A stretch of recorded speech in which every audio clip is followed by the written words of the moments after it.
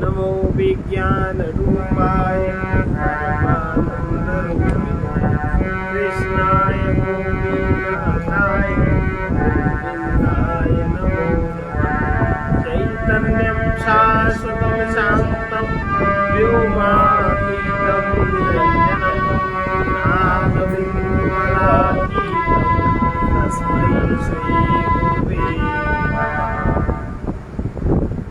आत्मा और इंद्रियां अलग अलग है। कह रहे हैं कि वो कहीं आत्मा कहीं बाहर नहीं, ऐसा नहीं समझना चाहिए, क्योंकि वो सभी का अंतरात्मा है। किस प्रकार सबका अंतरात्मा है? इंद्रियेभ्यः परम मनो मनसः सत्त्वमुत्तमम् सत्त्वादधिमानात्मा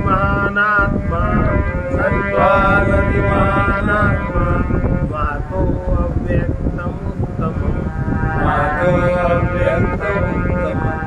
इंद्रियों से मन उत्कृष्ट है, मन से बुद्धि श्रेष्ठ है, बुद्धि से महत्तत्व बड़ा है और महत्तत्व से भी अव्यक्त उत्तम है। इंद्रियों से परे मन है तथा मन से परे बुद्धि है, और इंद्रियों के सजाती होने से इंद्रियों का ग्रहण करने से ही विषयों का भी ग्रहण हो जाता है। अर्थात ऐसा अव्यक्तात्तु परः पुरुषो व्यापको लिंगैव च यं ज्ञात्वा मुच्यते जन्तु मृतत्वं च गच्छति। अव्यक्त से भी पुरुष श्रेष्ठ है, और वो पुरुष व्यापक है तथा अलिंग है, कोई उसका चिन्ह नहीं है। जिसे जानकर मनुष्य, और वो जो पुरुष है उसको जानकर मनुष्य मुक्त हो जाता है और अमृत को प्राप्त हो जाता है। अव्यक्त से भी पुरुष श्रेष्ठ है, वो आकाश आदि संपूर्ण व्यापक पदार्थों का भी कारण होने के कारण व्यापक है और अलिंग है। जिसके द्वारा कोई वस्तु जानी जाती है वो बुद्धि आदि लिंग कहलाते हैं, और उसके द्वारा कोई वस्तु जानी नहीं जाती, उसका कोई लिंग नहीं, परंतु पुरुष में इसका अभाव है, इसलिए अलिंग अर्थात संपूर्ण संसार धर्मों से रहित है। जिसे आचार्य और शास्त्र द्वारा जानकर पुरुष जीवित रहते हुए ही अविद्या आदि हृदय की ग्रंथियों से मुक्त हो जाता है तथा शरीर का पतन होने पर भी अमरत्व को प्राप्त होता है। वो पुरुष अलिंग है और अव्यक्त से भी पर है। इस प्रकार इसका पूर्व वाक्य से संबंध है। तो फिर जिसका कोई चिन्ह नहीं, जिसका कोई लिंग नहीं, ज्ञापक चिन्ह नहीं है, उस आत्मा का दर्शन होना किस प्रकार से? इस पर कह रहे हैं न संदृशेति तिष्ठति रूपमस्य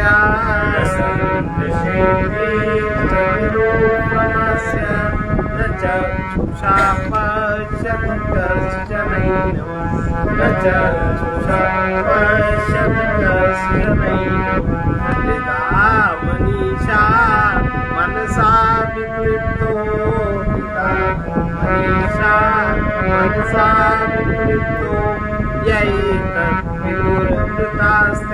भवन्ति यैतद्विदुरमृतास्ते भवन्ति। इस आत्मा का रूप दृष्टि में नहीं ठहरता, अर्थात आँख इसको नहीं पकड़ पाती, आँख आत्मा के रूप को नहीं पकड़ पाती, इसे नेत्र से कोई भी नहीं देख सकता। ये आत्मा तो मन का नियमन करने वाली, जो मन का नियमन करने वाली हृदय स्थित बुद्धि है, उसके द्वारा मनन रूप सम्यक दर्शन से प्रकाशित हुआ सा जाना जाता है। जो इसे ब्रह्म रूप जानते हैं वे अमर हो जाते हैं।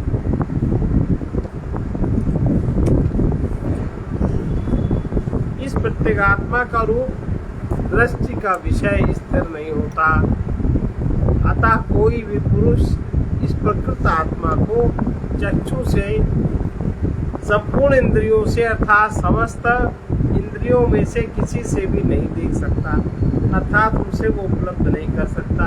यहाँ चक्षु का ग्रहण संपूर्ण इंद्रियों का उपलक्षण कराने के लिए।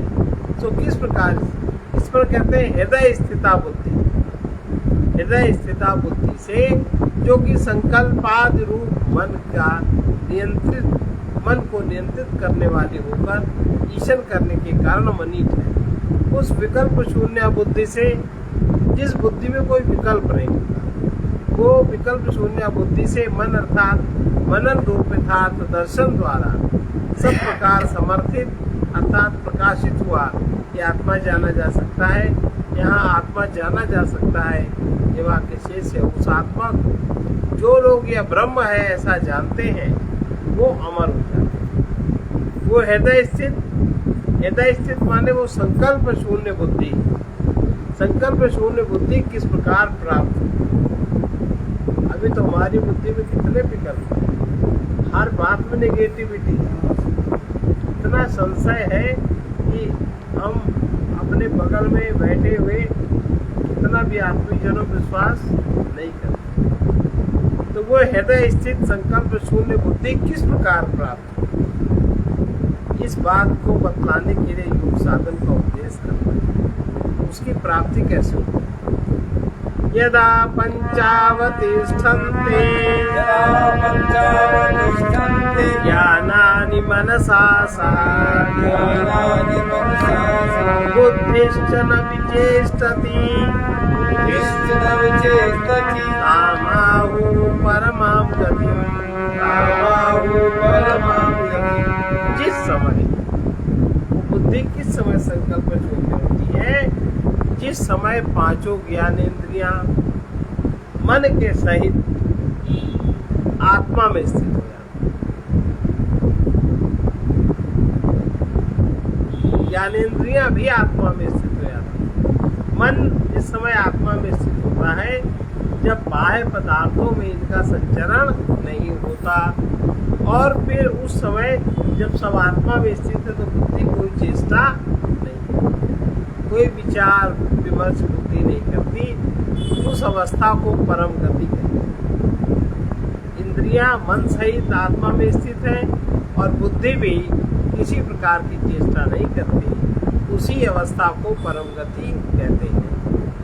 जिस समय अपने अपने विषयों से निवृत्त हुई पांचों ज्ञानेंद्रियां ज्ञानार्थक होने के कारण श्रोत्रादि इंद्रियां ज्ञान कही जाती हैं। मन के साथ अर्थात वे जिसका अनुवर्तन करने वाली है उस संकल्प आदि, मन ने संकल्प किया, इंद्रियां उसके पीछे चली, तो मूल रूप से मन जब संकल्प आदि व्यापार से निवृत्त हो जाता है। आज जो अपने मन को संकल्प आदि व्यापार से निवृत्त कर लेते हैं तो अंतःकरण के सहित आत्मा में इंद्रियां स्थित हो जाती हैं और निश्चयात्मिका बुद्धि भी अपने व्यापारों में चेष्टाशील नहीं होती। जो मन व्यापार करता है उसमें बुद्धि भी चेष्टाशील नहीं होती, चेष्टा नहीं करती, व्यापार नहीं करती। उस अवस्था को ही परम गति कहते हैं। ताम योगमिति मन्यन्ते स्थिरामिन्द्रिय धारणाम् अप्रमत्तस्तदा भवति योगो हि प्रभवाप्ययौ। उस स्थिर जब इंद्रिय और मन आत्मा में स्थिर हो जाते हैं, बुद्धि में कोई चेष्टा नहीं करती है, तब वो स्थिर इंद्रिय धारणा को योग कहते हैं। जो स्थिर इंद्रिय धारणा है उसी को योग कहते हैं। उस समय पुरुष प्रमाद रहित हो जाता है अर्थात उसकी बुद्धि जागृत हो जाती है, विवेक युक्त हो जाती है, क्योंकि योग ही उत्पत्ति और नाश रूप है। उसको समझ में आ जाता है कि योग ही उत्पत्ति रूप है और नाश रूप है। ऐसी अवस्था को जो वास्तव में वियोग ही है योग मानते हैं, क्योंकि योगी की यह अवस्था सब प्रकार से अनर्थ संयोग की वियोग होता। इस अवस्था में किसी प्रकार का अनर्थ संयोग नहीं होता। इस अवस्था में ही आत्मा अपने अविद्यादि आरोप से रहित होकर स्वरूप में स्थित हो जाती है और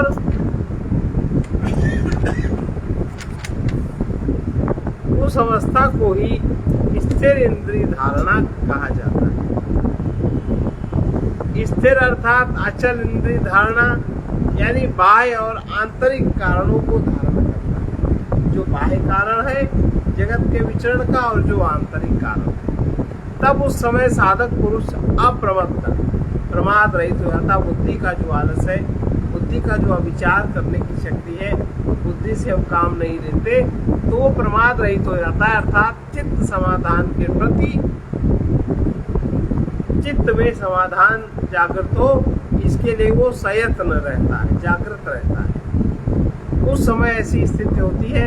ऐसा क्योंकि बुद्धि आदि की चेष्टा का अभाव हो जाने पर प्रमाद रहित होना संभव नहीं है। अतः बुद्धि आदि की चेष्टा का अभाव होने से पूर्व ही अप्रमाद का विधान होता है। बुद्धि उसमें तभी तो लगती है जब अप्रमादी आप होते हैं, अथवा जिस समय भी इंद्रियों की धारणा स्थिर होती है उसी समय निरंकुश अप्रमत्तत्व होता है। इसलिए उस समय अप्रमत्त हो जाता है, ऐसा कहा जाता है। ऐसी बात क्यों है? क्योंकि योग ही प्रभाव और अव्यय यानी उत्पत्ति और लय रूप धर्म वाला है।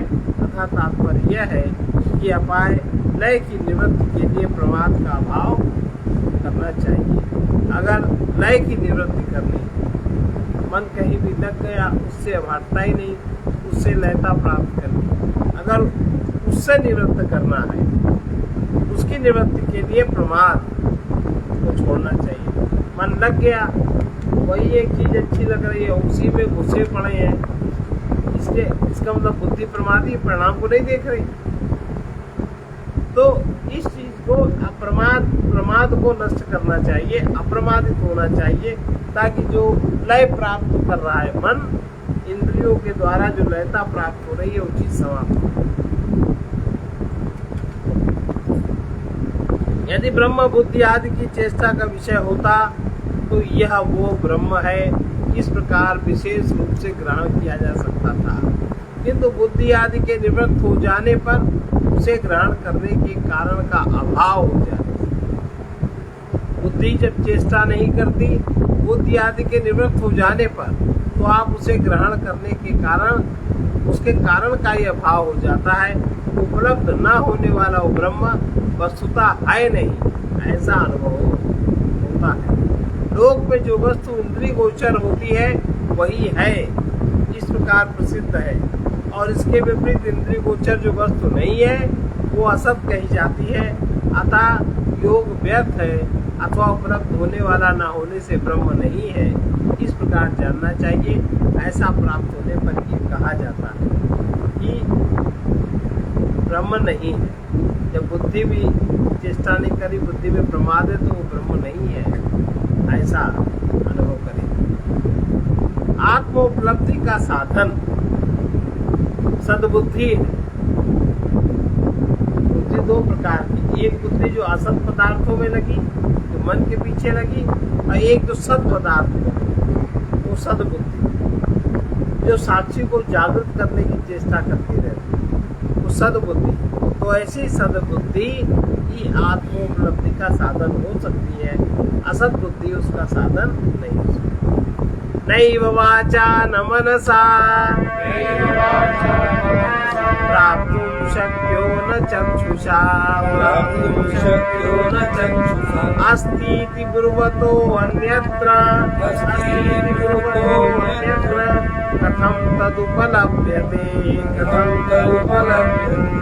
यह आत्मा न तो वाणी से, न मन और नेत्र से ही प्राप्त किया जा सकता है, वो है, ऐसा कहने वालों से अन्यत्र वो है, ऐसा जो लोग कहते हैं, उससे जो भिन्न पुरुष है, उन्हें वो किस प्रकार उपलब्ध हो सकता है?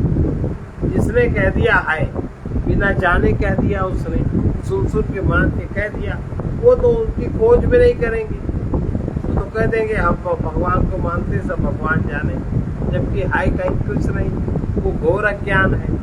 ऐसी आस्तिकता घोर अज्ञानकारी है। तो उन लोगों से जो भिन्न, जो इस खोज में लगे हैं, उन्हें किस प्रकार उपलब्ध हो? उन्हें तो उपलब्ध नहीं हो सकता। उन्होंने कह दिया है परमात्मा, वो बड़े आस्तिक बने हैं, शंकर जी में जल चढ़ाओ, ये करो वो करो, दुनिया क्रियाएं करो, और उसके पीछे उनकी मन की मान्यता है कि वो है, तो वो तो खोज करेंगे नहीं। उनके तो अंदर हो गया, वो परमात्मा से युक्त है, वो जानते हैं। लेकिन जो इसके भिन्न पुरुष है, जो उसकी खोज में लगे हैं, उसको अनुभव करना चाहते हैं, वो कि उनको वो किस प्रकार उपलब्ध हो सकता है।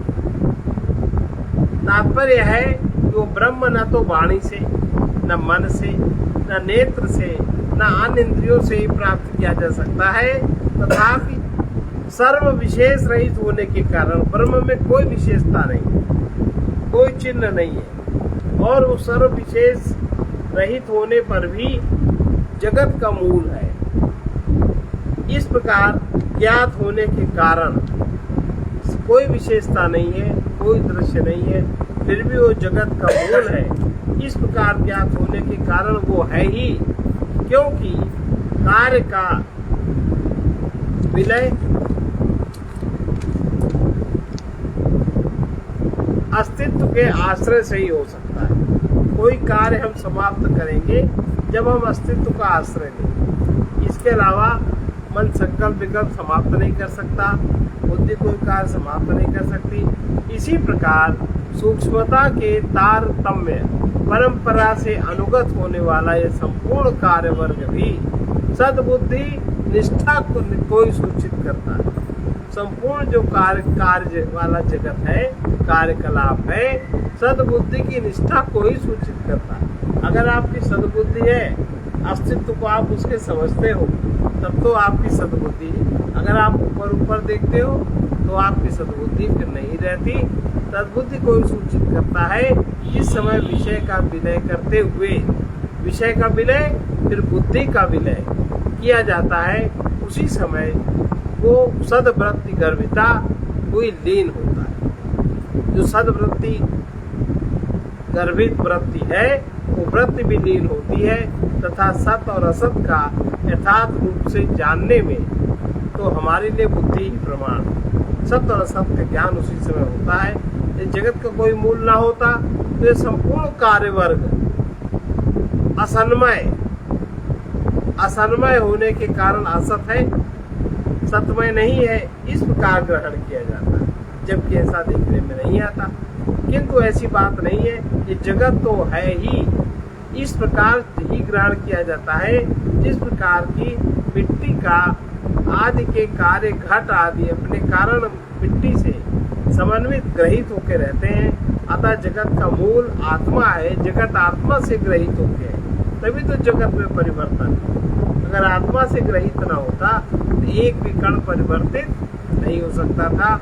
इस प्रकार ही उपलब्ध किया जाना चाहिए, क्योंकि आत्मा है। इस प्रकार कहने वाले जो ये कहते हैं आत्मा है, शास्त्रार्थ अनुसारी जो श्रद्धालु है, उन आस्तिक पुरुषों से भिन्न, जो आस्तिक हो गए हैं, जो परमात्मा को है मानते हैं, उनसे भिन्न जो परमात्मा को नहीं मानते, जो खोज में लगे हैं, वो जगत का मूल आत्मा नहीं है, ऐसा उन्हें समझ में नहीं आता। जिसका अभाव ही अंतिम परिणाम है। जगत का एक दिन अभाव हो जाएगा, सृष्टि नष्ट हो जाएगी, मनुष्य नष्ट हो जाएगा, ऐसा कहते ना, कुछ नहीं बचेगा। लोग कहते हैं इतने ग्रह नष्ट हो गए, देखा कुछ नहीं, लेकिन कल्पनाएं दुनिया भर की चलती है। अंतिम परिणाम अभाव होगा। ये कार्य वर्ग कारण से अनन्वित हुआ सा लीन हो जाता है। ऐसे उन विपरीत दर्शियों को वो ब्रह्म किस प्रकार तत्वता उपलब्ध हो सकता है। अर्थात ऐसे लोगों को वो ब्रह्म किसी प्रकार उपलब्ध, जो व्यर्थ कल्पनाओं में ही रहते हैं, उन्हें ये किसी प्रकार उपलब्ध नहीं हो सकता। अतः असदवादियों के आसुरी पक्ष का जो ये असदवादी है, वही तो असुर है, अपने को सब कुछ मानते हैं, उनका आसुरी पक्ष का निराकरण करो। नचिकेता से कह रहे हैं यमराज कि जो ऐसे लोग हैं, उनका जो आसुरी वृत्ति है, इस आसुरी वृत्ति का निराकरण करना चाहिए और आत्मा की उपलब्धि करनी चाहिए। अस्ति तेवोपलब्ध व्यस्त, अस्ति तेवोपलब्ध तत्त्वभावेन चोभयो अस्ति देवोपलब्धस्य तत्त्वभावः प्रसीदति। वो आत्मा है, इस प्रकार उपलब्ध किया जाना चाहिए। आत्मा को है करके उपलब्ध किया जाना चाहिए तथा उसे तत्व भाव से भी जानना चाहिए और व्यक्त भाव से भी जानना चाहिए। तत्व से भी जाने, अगर एक भाव से जान लेगा तो दोनों भाव से उसका ज्ञान हो जाएगा। इन दोनों प्रकार की उपलब्धियों में से जिसे है इस प्रकार की उपलब्धि हो गई है, तत्व भाव उसके अभिमुख स्वतः हो जाता है। बुद्धि आदि जिसकी उपाधि है तथा जिसके सत्व उसके कार्य वर्ग में अनुगत है, उस आत्मा को है इस प्रकार ही उपलब्ध करना चाहिए। जिस समय आत्मा उस बुद्धि आदि उपाधि से रहित और निर्विकार जाना जाता है तथा कार्य वर्ग विकार वाणी का विलास और नाम मात्र है, केवल मृतिका का ही सत्य है, इस श्रुति के अनुसार अपने कारण से भिन्न नहीं होता, तब ऐसा निश्चित होता है उस समय इस निरूपाधिक अलिंग सत असत आदि प्रतीत के विषय को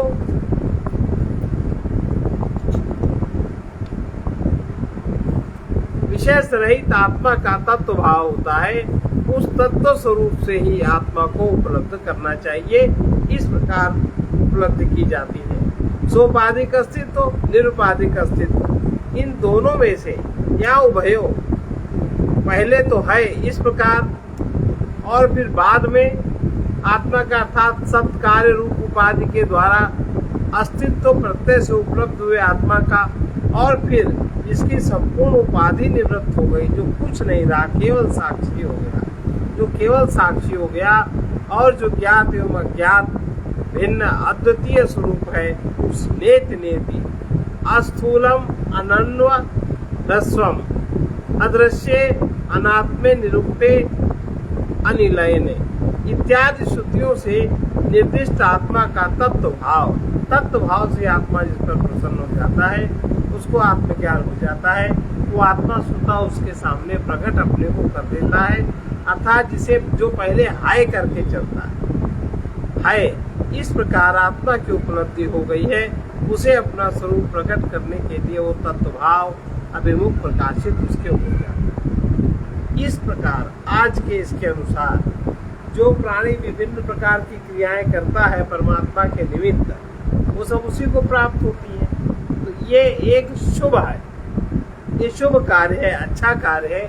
इससे परमात्मा दूसरी और पहली तरफ भी जीव के सम्मुख प्रकट हो सकता है। इसलिए सारी क्रियाएं जो होती हैं उनको करते रहना चाहिए, उनको छोड़ना नहीं चाहिए। अब अमर कब होता है? इस तरह से ज्ञान उपलब्ध होने पर जीव अमर कब होता है? इस प्रकार परमार्थदर्शी की यदा सर्वे प्रमुच्यन्ते कामायेषरदिशिताः अथ मर्त्यो अमृतो भवति यत्र ब्रह्म समश्नुते। जिस समय इस प्रकार से इंद्रिय वर्ग मन वर्ग आत्मा में स्थित हो गया, बुद्धि भी आत्मा में स्थित हो गई, उस समय संपूर्ण कामनाएं बुद्धि संकल्प सहित नहीं रही। संपूर्ण कामनाएं जो कि हृदय में आश्रय करके रहती हैं, संपूर्ण कामनाएं छूट जाती हैं। उस समय वो मर्त्य जो वरण धर्मा मनुष्य है अमर हो जाता है और वो इस शरीर से ही उसको ब्रह्म भाव प्राप्त हो जाता है, ब्रह्मानुभूति उसको हो जाती है। जिस समय संपूर्ण कामना योग्य अन्य पदार्थ का अभाव होने के कारण छूट जाती हैं, छिन्न भिन्न हो जाती हैं, क्योंकि बोध होने से पूर्व विद्वान के हृदय बुद्धि में आश्रित रहती हैं, क्योंकि बुद्धि ही कामनाओं का आश्रय है, आत्मा नहीं। जैसा कि कामना संकल्प संशय ये सब मन ही है। इस प्रकार तब फिर जो आत्म साक्षात्कार के पूर्व मरण धर्मा जीव था, वो आत्मज्ञान होने के अनंतर अविद्या कामना और कर्म रूप मृत्यु का नाश हो जाता है, अमर हो जाता है। परलोक में गमन कराने वाले मृत्यु का विनाश हो जाने से वहाँ जाना संभव न होने के कारण वो इस लोक में ही दीप निर्वाण के समान संपूर्ण बंधनों को नष्ट कर देता है और उसके सारे बंधन नष्ट हो जाते हैं और वो यही पर ब्रह्म भाव को प्राप्त। आज इतना ही, अब आगे इसका समापन ही है कल।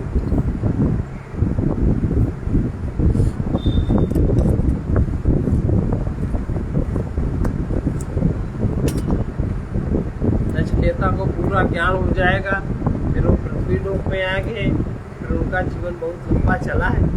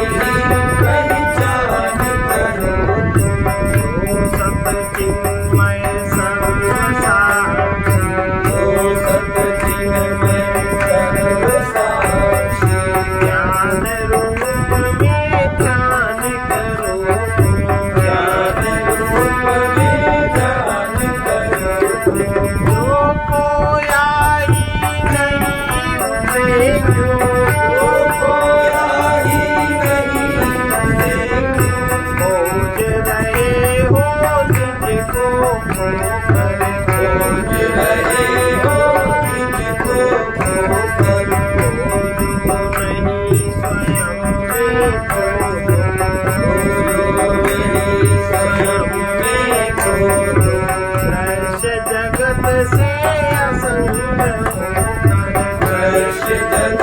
से लसन बरोबर। ठहरो नहीं शून्य में गुरु, ठहरो नहीं शून्य में गुरु। परमाश्रय का ज्ञान करो, परमाश्रय का ज्ञान करो। प्राप्त शक्ति संपत्ति योग्यता, प्राप्त शक्ति संपत्ति योग्यता। साधन ही अभिमान करो, साधक ही अभिमान करो। मन जब तन्मय जड़ तन में है, मन जब तन्मय जड़ तन में है। तभी तुम नित चेतन में हो, तभी तुम नित चेतन में हो। मन जब संतापित शोकित है, मन जब संतापित शोकित है। तब भी तुम आनंद घन में हो, तब भी तुम आनंद घन में हो। बाहर नहीं स्वयं में सत्या, बाहर नहीं स्वयं में सत्या। स्वयं का अनुसंधान करो, तेरा अनुसंधान करो।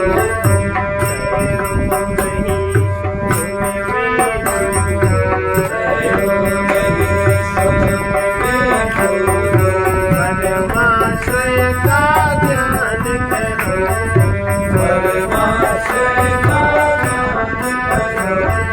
मन जब भूत भविष्य में है, मन जब भूत भविष्य में है।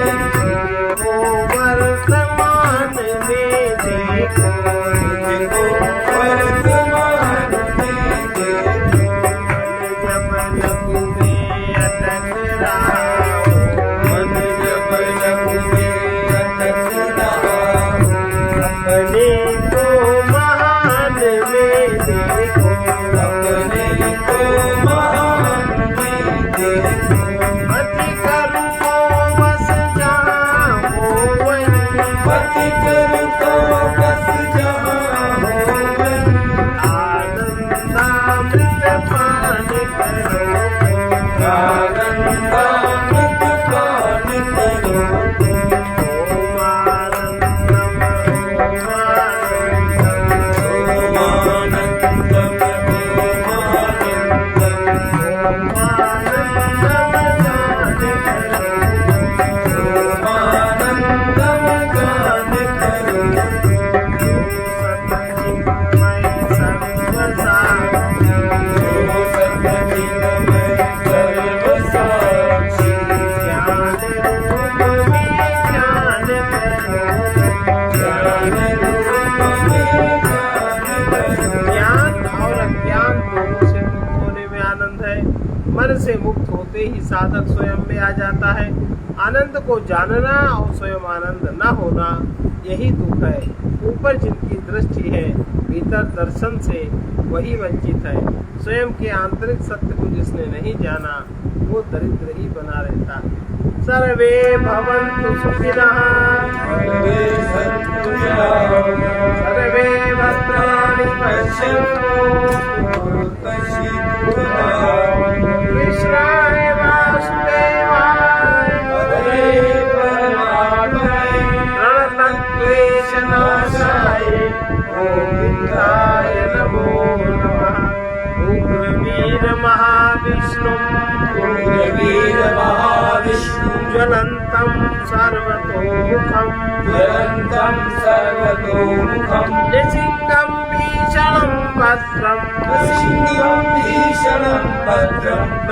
मृत्युं नमाम्यहम्। मृत्युं नमाम्यहम्। असतो मा सद्गमय, तमसो मा ज्योतिर्गमय, मृत्युर्मा मृतं गमय। ॐ